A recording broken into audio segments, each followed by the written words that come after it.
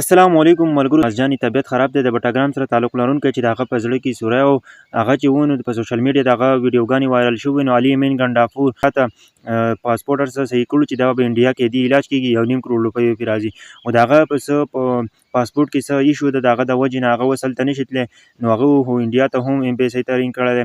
ډېر خپل کوښښونه یې وکړل، خو هغه اوس چې دی نو بغیر زمونږ د وزیر اعلی نه او زمونږ د وزیر اعظم نه بغیر نه کېږي.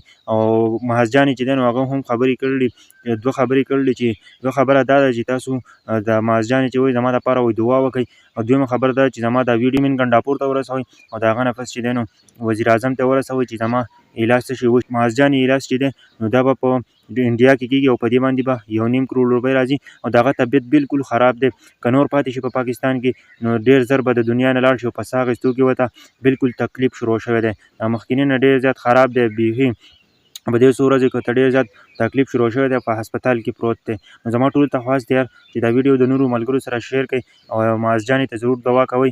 یو ماشوم دی، د دې پلار چې دی نو یو بل زوی هم و، په هغه باندې هم ډېره زیاتې روپۍ لګول وې، خو هغه بیا د دنیا نه لاړ. اوس محز جاني دی، په دې باندې هم پلار یې پرې هم په لکونو روپۍ لګولې، خو هغه بیا په سوشل میډیا ته ویډیو وایرل شوه، نو د نورو خلکو سره هم مدد وکړو. نو نن هغه په یو داسې حالات کې دی، که دا بهر ملک ته ونه وړی شي، دې علاج ونه شي، د پاکستان کې دې علاج نه کېږي. پکار چې په پاکستان کې دې علاج کېدی، خو په پاکستان کې دې علاج نه کېږي، او د هغه طبیعت بالکل خراب دی. نو زما ټولو پښتنو ته خواست دی چې ضرور ورله دوا کوئ، او د نورو پښتنو سره زما د ویډیو پیغام ضرور شیر کړئ چې ټولو پښتنو ته ورسي.